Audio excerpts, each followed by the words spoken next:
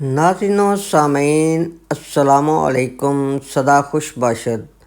آنکھ سے دور سہی دل سے کہاں جائے گا، جانے والے تو ہمیں یاد بہت آئے گا۔ ناظرین، کیا خیال ہے اگر گھڑی کی ٹک ٹک پر غور کیا جائے تو ماہ سال ایسے گزرتے ہیں جیسے کوئی ہوا کا جھونکا ہو۔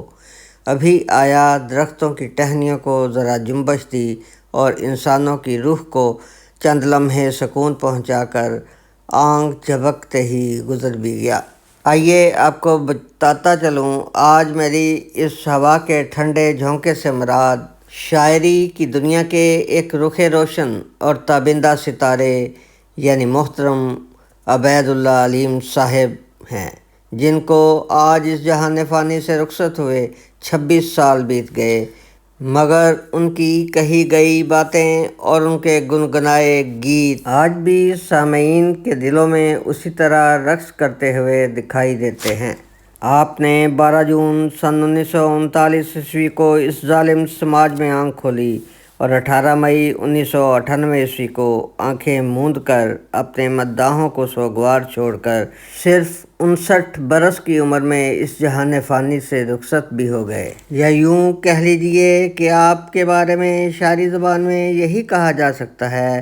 تمہارے شہیدوں میں داخل ہوئے ہیں گل و لالاؤ ارغواں کیسے کیسے، عجب کیا چھٹا روح سے جامہ تن، لٹے راہ میں کارواں کیسے کیسے۔ آپ ہی وہ زمانہ ساز نامور شاعر ہیں جنہیں ان کی تخلیق چاند چہرہ ستارہ آنکھیں پر آدم جی ادبی انعام سے نوازا گیا۔ اس کے علاوہ آپ کے ادبی مجموعوں میں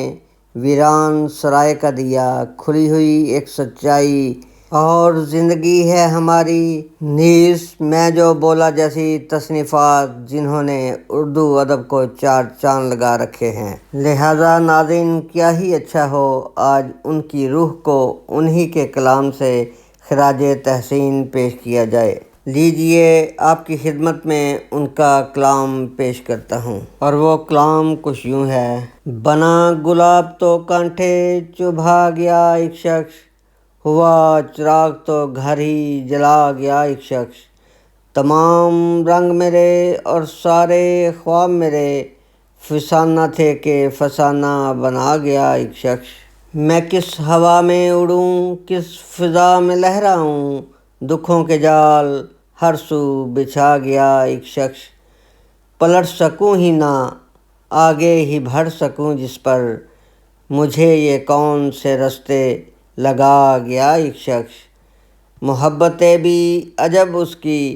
نفرتیں بھی کمال، میری ہی طرح کا مجھ میں سما گیا ایک شخص، محبتوں نے کسی کی بھلا رکھا تھا اسے، ملے وہ زخم کے پھر یاد آ گیا وہ شخص،